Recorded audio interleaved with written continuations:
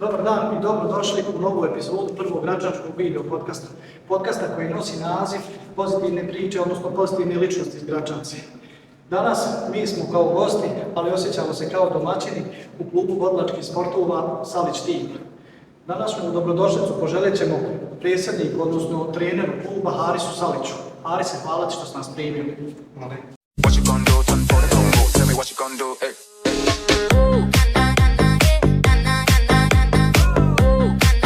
Pozdrav ekipa, vi gledate 23. epizodu Čodas podcast. Kao što vidite, Čoda je danas na terenu, tako da dobrodošao u klub borilačkih sportova Salić Team u Gračanici. Hvala druže, sve najbolje tebi i tvojoj ekipi. Hvala. Mi smo danas formalni domaćini, a u stvari domaćin je gost. Zamolili smo Harisa Salića, borilačkih sportova, tako? Salić Team, da nam malo ispriča o njegovom početku u boksu. Znači, nećemo o klubu sad, o klubu ćemo kasnije pričati. Mene zanima, otkud ti u boksu?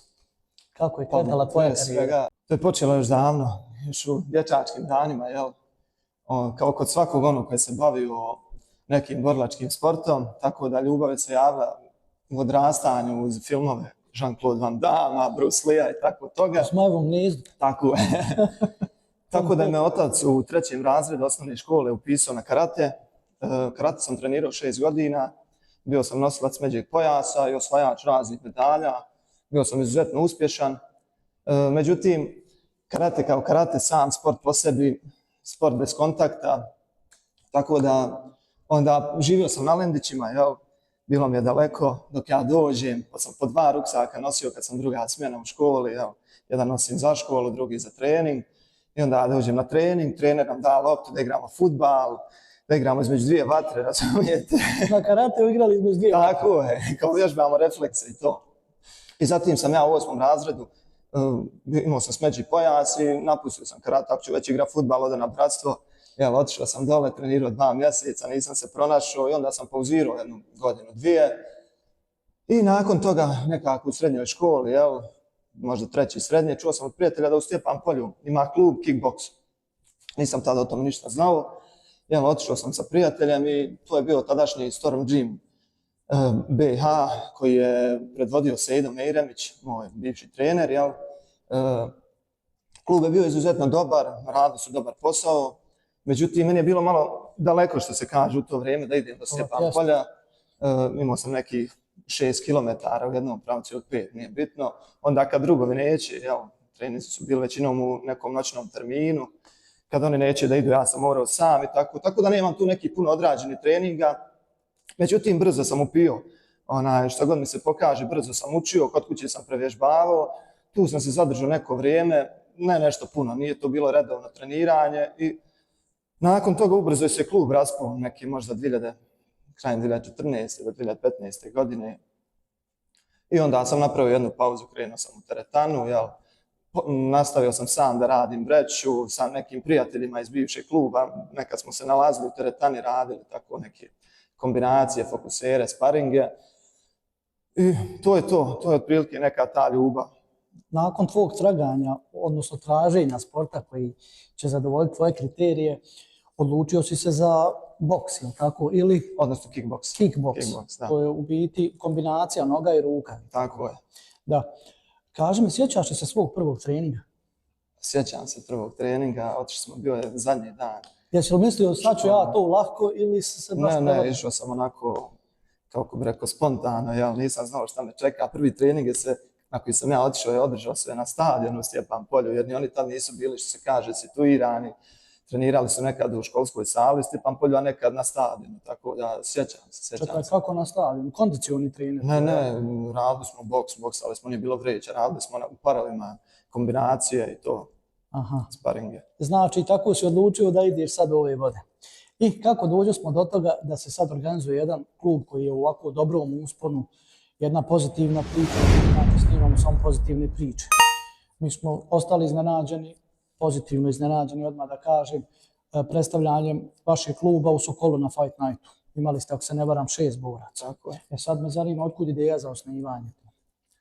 Pa i sama ta ideja nastala je opet sasvim spontano. Ja nikad ni u malom mozgu ni u podsvijesti nisam imao to da ću ja nekad imati svoj klub, da ću ja biti trener.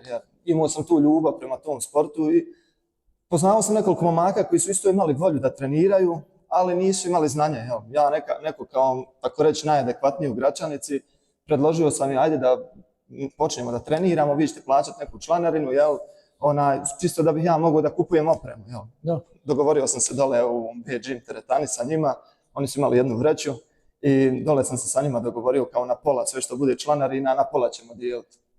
Tako da na prvi trening kad sam ošao maja 2023. godine, čini mi se da je bio 10. maj, samo jedan član bio, došao jedan momak iz Malešića i odatle sve počelo. Odradili smo prvi trening, ja kao trener, on kao klijent, član kluba i već drugi trening je došao drugi momak i to je tako nastalo. Međutim, sva ta primanja od članarina, ta teretana nije ništa ulagala, sve sam sam. Tako da sam ja brzo odlučio da se, što se kaže, osamostalim, počeo sam da tražim neki prostor u gradu gdje bi mogli da treniramo. I kroz neka 2-3 mjeseca pronašao sam neki prostor, evo ovom prilikom da pomenem gospodina Muhameda Salibašća koji nam je ustupio taj svoj prostor, iako je on bio relativno loš i tako reći star i propao, međutim ja sam malo to opremio, sredio, okrećio uz pomoć. Doveo u red. Pa da, osposobio nekoliko da se može trenirati. I onda smo tu počeli, prešli smo i tako. Koliko imate sad članova? S obzirom da je ljeto i da su vrućine i to, malo nam je broj članova pao. Mislim da smo sad trenutno na neki 25 članova. Tako. Da li je to dovoljno? Pa dovoljno. Samo da živo. Da, ali najviše što smo imali u jednom trenutku bilo je 45.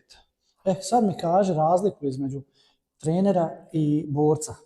Između trenera i borca? Mislim, iz tvoje uloge, obzirom da si ti bio borac, da li ti je sad lakše da si borac ili da moraš prenositi ovako znanje? Pa vidite, što se tiče ja borac, imam samo jedan meč odrađen, jer nisam imao tu priliku. I to sam se borio za svoj klub, tako reći. Dok sam tamo trenirao nije bilo redovno, tako da nisam.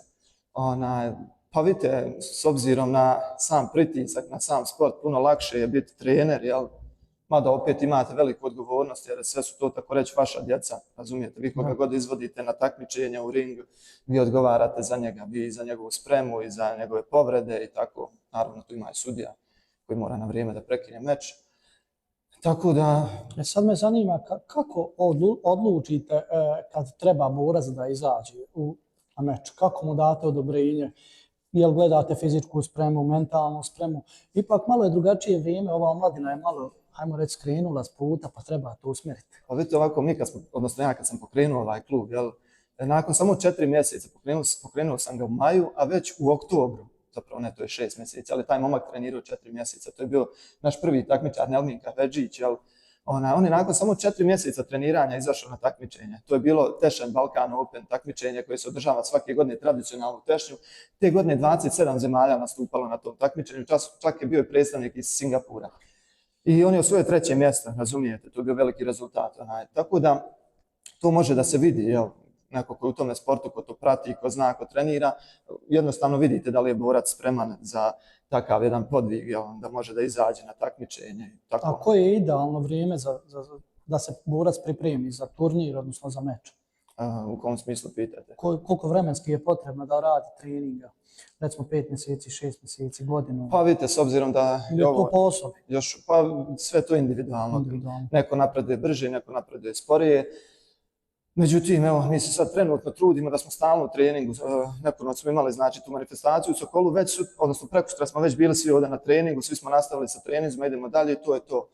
Pa ne znam, to je bilo očigledno prerano kad je taj momak nastupio posle 4 mjeseca, ali on je ekstra odradio meč i sve je bilo dobro. Pa vidite, kao što trenira još uvijek? Ne, nažalost, on je odustao, pa je se ponovo vratio, nastavio trenirati, ponovo odradio jedan meč i ponovo je odustao. Znači, proba pa... I dobro mu je išlo, ali eto. Razumijem. Moram priznat da gledajući intervju kolege Amera i tebe na radio televiziji Tuzlanskog kantona, ostao sam malo zbunjen uvodnom najavom voditeljci.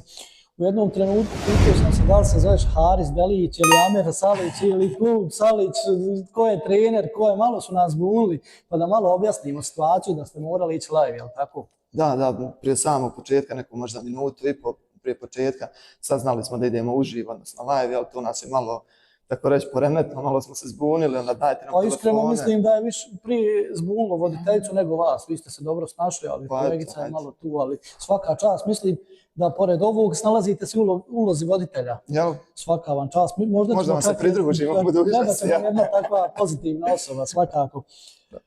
Što se tiče osnivanja kluba, da li ste imali kakvu podršku na početku? Podrške nije bilo, nažalost. Taj proces, odnosno registracije kluba, ta papirologija i sve, to je potrajalo 6 mjeseci. To je bilo tako katastrofalno da sam znao šta me čeka, nikad ne bi registrovao klub. Čak imam jednog prijatelja koji također ima klub u Bugojnu. On mi je savjetovao, nemoj registrovati, nije lagano, znaš, sve to, još je teže zatvoriti klub, onaj kad budeš htio, evo možeš se takmičiti za moj klub, međutim ja sam htio, ajde da registrujem, hoću da budem, što se kaže, regularan, jel, sve to, tako da, ali opet kažem, da sam znao šta me čeka, nikad ne bi. Toliko je bilo problema oko papirologije, oko statuta, nekoliko puta sam išao u Tuzlu u Ministarstvo unutrašnjih poslova, pa su mi vraćali statut, pa ponovo odem ispravim, pa oni vrate i tako. Apsolutno nijedan jedini papir nisam izvadio da nije bilo problema, čak ni ZK izvadak za prostor. Znači, na kraju možemo reći samo da se upornost isplati. A jest. Zbog ove djece što treniraju, što ih usmjeravate na pravi put.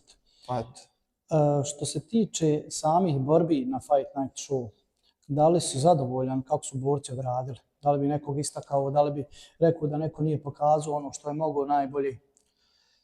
Pa vidite, ne bi nikog da posebno ističem, jel? Svi su trenirali isto, svi su se spremali isto, odnosno svi smo skupa trenirali, jel?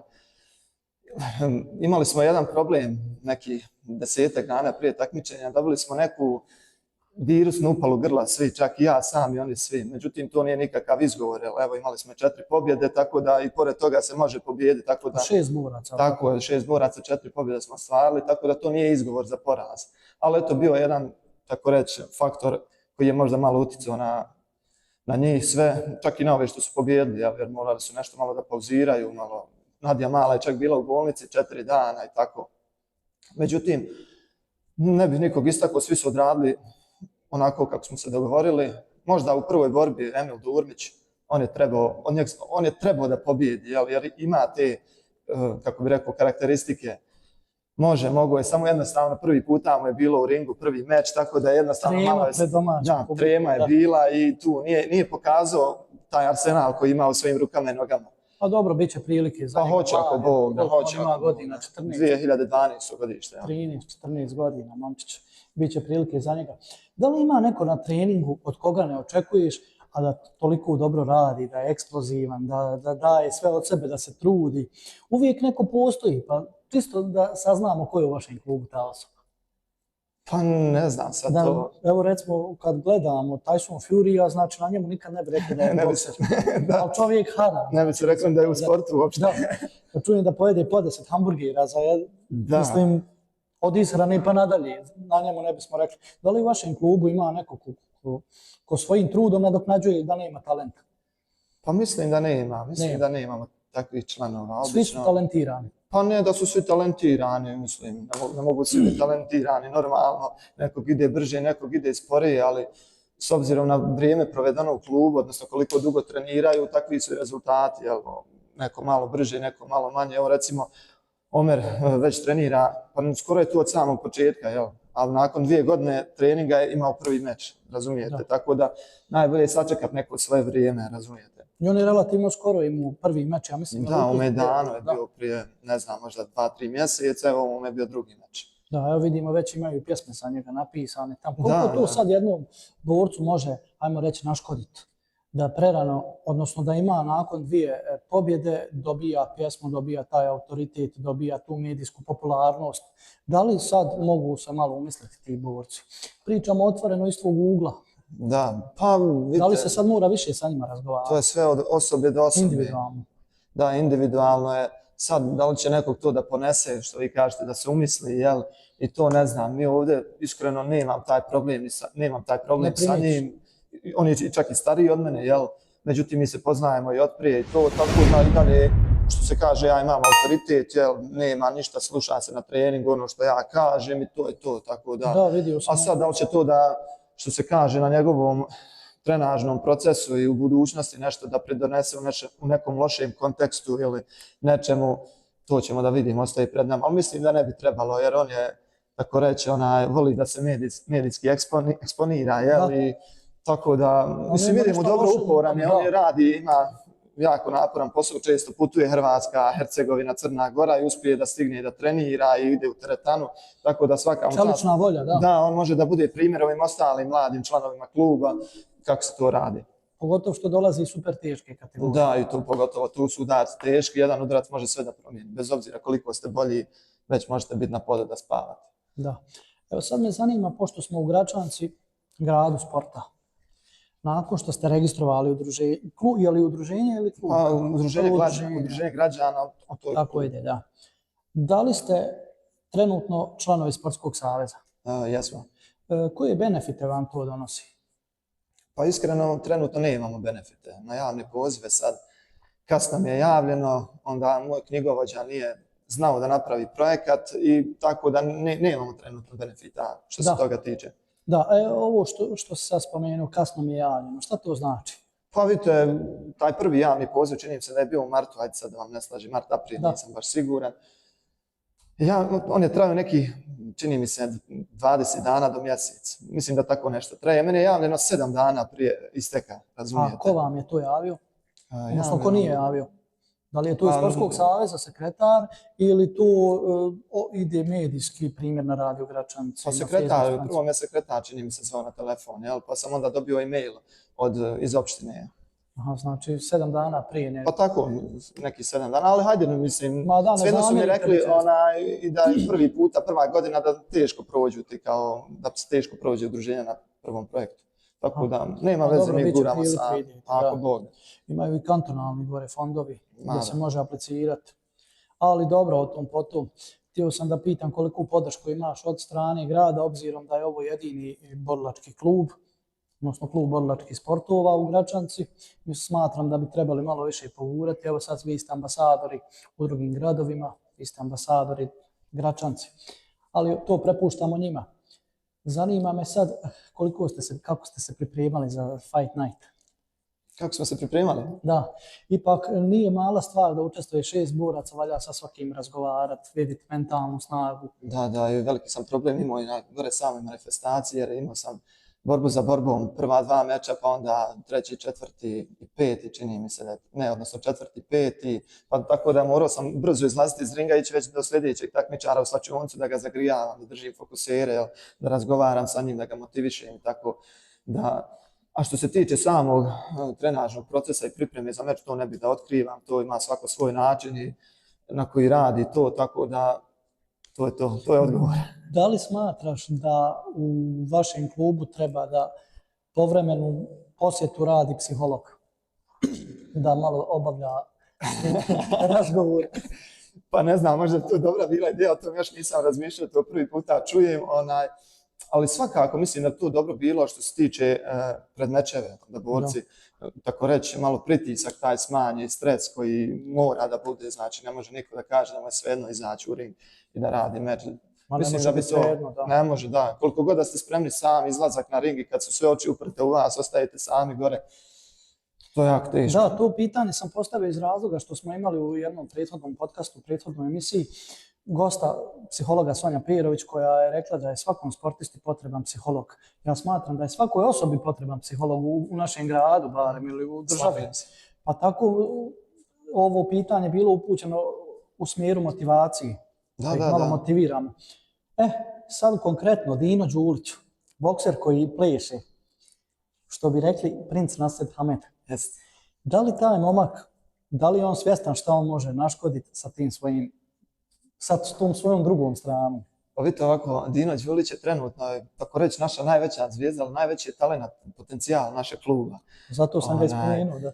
Tako da, momak stvarno i trenira i uporan je, i ima taj talent, ima tu hrabrost. Što se tiče gore samog njegovog meča u Sokolu, napravio lijep show za publiku, sam ulazak u ring, plesanje u ringu. Meč je poprilično odradio dobro, većinom je se držao game plana, što bi rekli, ali onda je malo već odlutao, malo ga je ponijelo, mene nije slušao u uglu, što sam jako zamjerio.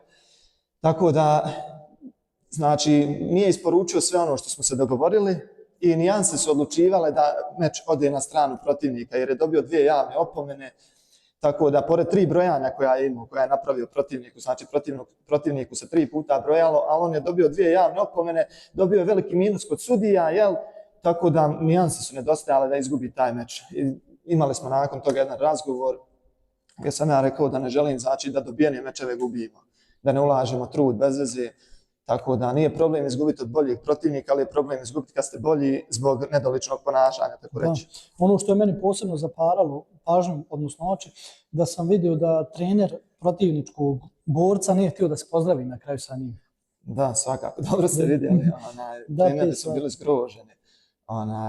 Ja sam kasnije išao da se izvinim na trenerima, jer to su ljudi iz kluba Isak, iz Zenice, klub borilačkih sportova, jako izuzetno uspješan klub i klub, ne znam, sa velikom historijom, dobre borce su isporučili, čak i Ahmed Krnjić, ako znate ko je, on je njihov borac. Imamo jednog Ahmeda i ovo je borac. Dobro, tako da su oni rekli da poradim na njemu, jeli. A što je konkretno njima zasmetalo tu? Ja nisam vidio da je nešto...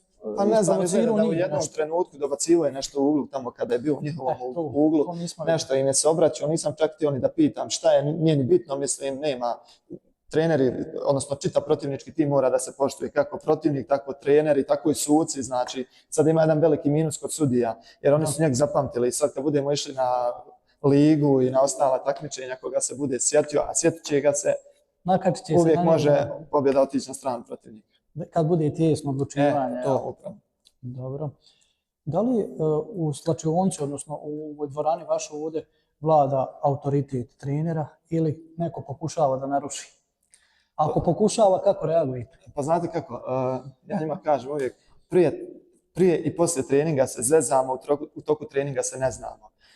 Vlada nam prvenstveno pozitivna atmosfera, šalimo se, zezamo se, što se kaže, svi smo tu negdje, niko nije ni iznad koga, jel, poštujemo jedni drugi, no normalno, autoritet mora da ima trener, jel, da bi to sve funkcionisalo na kraju krajeva, jer ako smo mi jarani, onda tu nema rezultata, razumijete. Tako da nemamo s tim problema, nemamo problema sa narušavanjem autoriteta. Imali smo jedan slučaj da duše neki momak, nebitno sad odakle šta je došao, pa nije slušao neke upute, tako malo je, što se kaže, bio na svoju ruku, pa sam ga ostranio s treninga i tako. Dobio je sankcije, da. Ma da. Kako se pripremate za ženskog borca? Odnosno, kako je problem naći sparing partnera? Malo mi je drugačije izgleda da radite i sa ženskom osobom i sa muškim. Da li ima razlike po vama? Vidite, inače mi nemamo u klubu mnogo djevojaka, odnosno imamo 2, jer imali smo 4, pa 2 su, tako reći, odustale. Ostale su nam 2. Tako da Nadja, naša, ona je bila prinuđena da sa muškarcima radi, jel? I pripreme, i sparing i sve, tako da je negdje Emil Durmić bio najpribližniji sa uzrastom i sa kilažom, pa je sa njim morala većinom da radi te sparinge. Naravno, za sad to predstavlja problem, jer Nadja nema adekvatnog sparing partnera, ali nadamo se da će se u budućnosti, ako Bog da, još djevojčica i djevojaka. Da, pozivam ovom priliku da sve koji budu gledali, ako imaju želju da dođu, tako? Da, neka nam se pridruže, priključe, da zajedno gradimo priču. Super. Da li ima onih koji ne slušaju upute? Pa dobro, to se povremeno desi, jel? Kao i svugdje, ne može, gdje protiče velika količina ljudi, ali ne može sve da bude, što se kaže, po PS-u i to, ali sve mi to riješimo i uz dogovor i lijepom konverzacijom, tako da nemamo neki veći problema, jel? Kako izgleda uloga trenera dok se borci bore tamo u ringu? Da li bi rađe trener ušao pa tamo i on pokušao nešto, ali kako motivišeš? Pa evo ja ću reći svoje neke perspektive, evo navešću jedan primjer ili jednu anegdotu kad je Dino sad u februaru u Brčkom na državnom takmičenju radio četvrtfinalni meč. Ja sam bio dole u uglu, naravno. Dok je on boksao, ja sam toliko navio, govorio šta će, svaki njegov pogođen udarac, ja sam slavio, jeli to. I on je meni toliko dominantan izgledao, to je bilo i pobjedio on taj meč, ušao u polufinale. Da bi nakon toga kad sam kući došao i pogledao taj meč na telefonu što su snimali, taj meč je bio toliko ublizu, toliko mislio sam čak izgubit će moj Dino. Tako da dam se nekako, ono što bi se rekao, čitav za to, navijam, govorim šta da radi, kao da sam sa njim u ringu, odnosno sa borcem. Ne znam, i za mene je stresno, iskreno, i sam izlazak i ta priprema i rezultat, i pogotovo u ringu šta će biti, pobjeda manje više. Meni je najbitnije da on da sve od sebe, da odradi ono što smo se dogovorili, a ako je protivnik bolji, ako nije, mi ćemo pobijediti, to je to. Da li ima neka liga gdje se takmičite? Pa da, trenutno se takmičimo, kao i u fudbalu, ima bokserska liga, Federacija A ja to ne Bosne i znam, Hercegovine, sad eto vidite, nisam ni ja znao doskora. Tako da tu se takmičimo, odboksovana su 4 kola, mi smo učestvovali samo na 2, od 27 klubova trenutno se nalazimo na 15. mjestu i planiramo, ako Bog da, za ova 4 kola da uđemo među prvi 8 do kraja godine. To su nam neki ciljevi, što bi se rekli, malo skromniji. I pored toga imamo ponovo u oktobru Tešan Balkan Open. I tu imamo sad, evo, od 14. do 17. avgusta održava se u Sarajevu u hotelu Hills međunarodni turnir u boksu gdje dolazi borci iz drugih zemalja, pa tu sad nešto malo grebemo oko sponzora, ako uspijemo učestvovat ćemo i tu, jer predstavlja nam problem što traje 3 dana, moramo spavati gore i jesti gore, da. Ili ćemo se voziti 3 dana. Ko su planirani borci da učestvuju? Pa prije svega Dino, pa vidjet ćemo još koga ćemo tu, da li ćemo pustiti Džemala, Omera, vidjet ćemo. Ili ćemo ipak da oni sačekaju lige, tako da sve radimo u dogovoru. Da, baš. Pa ako žele, ako ima voljni, može, ako ne, nema veze, kao i do sad ćemo sami gurati. Ma da, ali ovaj sport je svakako nešto što treba gurati, nešto pozitivno, a svakako nismo imali priliku da čujemo neki poziv za sponzore. Pa evo, ako želiš da im se obratiš. Ma ne, vidite, mi smo svima već poslali zahtjev za sponzorstvo, znači već 95% građaničkih firmi kontaktirali smo, da li mailom, da li preko nekih osoba, i samu opštinu gradonačelnika, tako da... Pa imate li sad trenutno neki sponzor? Ne, samo imamo sponzora, prijatelj moj koji je nekad bio i radni kolega, Pekara Uno. Oni su nam nešto malo, tako reći, donirali i firma u kojoj Omer, naš član, radi i oni su nam neko sponzorstvo manje dali, tako da to je to. A koji iznos je potreban da bi vi mogli zadovoljiti godišnji plan? Pa sad ne znam, vidite, prije svega... Da li je tu 200.000, 20.000, 50 otprilike? Pa vidite, prije svega dok sam kupio takmičarsku opremu za boks i za kickboks otišlo je 2.000. Znači to su rukavice, kacige, štitnici, dresovi, osnovno ono što morate da imate kad odete na takmičenje, jel? Da ne morate od drugih da posuđujete, da se, tako reći, grebete i to. Ova sama oprema, ali to neću da sad uračunavam, to sam kupio i to je sad naše. Pa ne znam, sad možda neki, da se pokriju troškovi kirije, režija i kortizacija u Bokserski savez Bosne, Kickbokserski savez Bosne, troškovi računovođe, pa možda neki, ne znam, 4.000 otprilike na godišnjem nivou. To je misija. Tako nešto. Kad uzmemo jedan sportski klub, ajmo reći rukometni klub gdje je potreban budžet oko 400.000 da budu sredine tabeli. 4 do 5, da odemo i na takmičenja i sve da imamo... Da, mislim, to jedan gračanski privrednik pokrije bez problema, ali eto ovom prilikom pozivamo i sve zainteresovane stvarno da pomognu, da ulože u ovu djecu, u ovaj sport. Gračanca do sad nije imala predstavnike, evo vidimo sad rame uz rame, bore se sa svima, osvajaju medalje, pobjeđuju, obraduju nas, znači veseli smo, gledali smo na Fight Night show, stvarno daju momci sve od sebe, djevojčica, evo mala Nadija koja je bila, dala je sve od sebe, čak sam čuo od njenog oca da je na potpis izašla iz bolnice i da se bori, znači to je ta energija koja je nama potrebna. Harise, da li želiš nešto poručiti bilo kome, omladini, sponzorima, gradonačelniku, bilo kome, znači da se obratiš ako imaš neku... Pa što se tiče sponzora i gradonačelnika, ne bih ništa da poručujem. Ako oni sami to ne vide i ne prepoznaju, onda nemamo potrebe nikog da pozivamo više. Mladim ljudima bi poručio, odnosno omladini u Gračanici, da se uključe u bilo koji sport. Znači, ne mora to biti boks, kickboks, nije bitno. Znači, samo nek nešto treniraju, nek se posvijete tome, jer od toga mogu da imaju veliku korist u životu, steće velika prijateljstva, upoznaće ljude kako proširit sva prijateljstva kako u Gračanici, tako u drugim gradovima, u drugim državama. I sport uvijek nosi velike benefite, tako da to je neka poruka za mlade ljude. Da se skloni sa ulicu obavezno, da se manu droge. Što Dino kaže, mante se droge, slušajte roditelje. Svakako. Njegovu poruku smo zapamtili, a zapamtili smo i ovaj klub koji će, nadam se, pokazati sve što može, da se dogodine vidimo sa boljim rezultatima, sa još uspješnijim rezultatima, sa mnogo više pobjeda. I Harise, hvala ti što si nas primio, gdje smo danas bili formalni domaćini.